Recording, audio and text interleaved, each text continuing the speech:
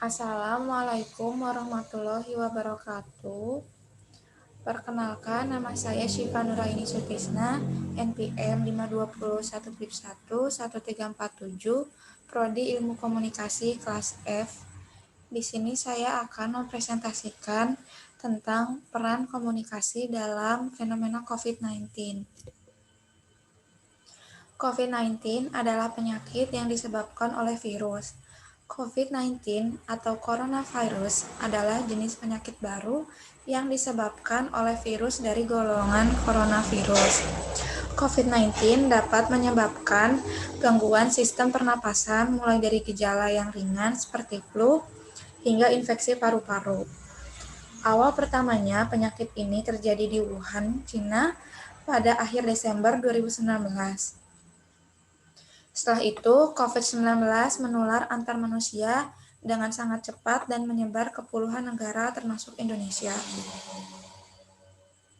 Hubungan komunikasi dengan COVID-19. Pandemi COVID-19 yang terjadi saat ini telah membawa dampak pada terbatasnya pergerakan komunikasi manusia akibat social distancing dan physical distancing, menjadikan teknologi informasi memiliki peranan yang sangat penting sekaligus sebagai solusi untuk mengatasi pembatasan tersebut. Di antaranya dalam urusan pemerintahan, pendidikan, bisnis, ekonomi, kesehatan, bahkan urusan agama dan ibadah. Dalam penanganan COVID-19, peran komunikasi sangatlah penting karena untuk memberikan informasi terkait perkembangan kasus di Indonesia. Melalui komunikasi media di zaman globalisasi, dengan adanya teknologi, maka arus informasi semakin berkembang, lebih mudahnya pemerintah memberikan edukasi kepada rakyatnya melewati web resmi agar menghindari pemberitaan hoaks. Saat belum terjadi wabah pandemi COVID-19, kita seringkali disibukkan dengan aktivitas melalui komunikasi sosial yang dimana komunikasi dilakukan dengan kontak fisik atau tatap muka. Namun, setelah virus ini masuk di Indonesia, maka terjadinya pengurangan interaksi sosial melalui social distancing, guna mencegah penyebaran virus corona yang lebih meluas. Ini dengan cara pembatasan penggunaan fasilitas umum dan menjaga jarak interaksi. Masyarakat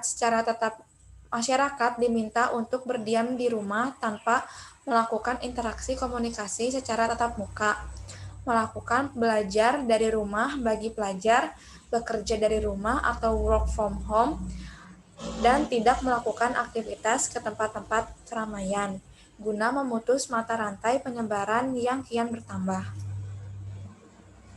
Komunikasi di era new normal akan lebih banyak menggunakan medium perantara, baik itu berupa panggilan telepon atau video konferensi, karena interaksi langsung jelas masih dibatasi.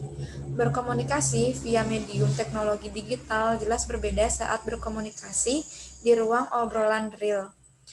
Itu sebabnya kebiasaan ini secara tidak langsung akan mengasah keterampilan berkomunikasi. Saat berkomunikasi langsung secara tatap muka, terdapat banyak aspek nonverbal yang dapat mendukung Anda untuk memahami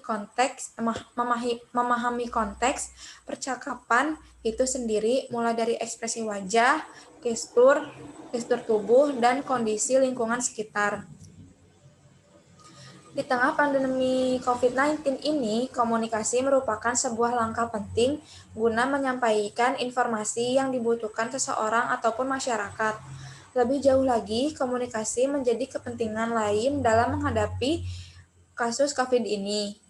Dengan kebijakan pembatasan sosial, maka komunikasi massa menjadi sebuah pilihan untuk penyampaian informasi kepada publik mengenai berbagai persoalan yang timbul akibat pandemi COVID-19 ini. Komunikasi publik menjadi pilihan terbaik dalam proses interaksi sosial yang harus tetap berjalan di tengah pandemi. Selanjutnya, komunikasi menjadi hal penting karena menjadi aktivitas dasar manusia. Dengan adanya komunikasi, manusia dapat saling berinteraksi baik antar individu maupun individu dengan kelompok massa. Komunikasi juga menjadi bagian penting bagi tatanan sosial manusia dimanapun keberadaannya, misalnya di rumah, di tempat kerja, pasar, dan tempat lainnya. Manusia tidak akan pernah dapat menghindari proses komunikasi, karena kebutuhan komunikasi menjadi bagian yang melekat dan penting bagi seseorang. Itu saja, sekian presentasi mengenai eh, peran komunikasi dalam fenomena pandemi COVID-19.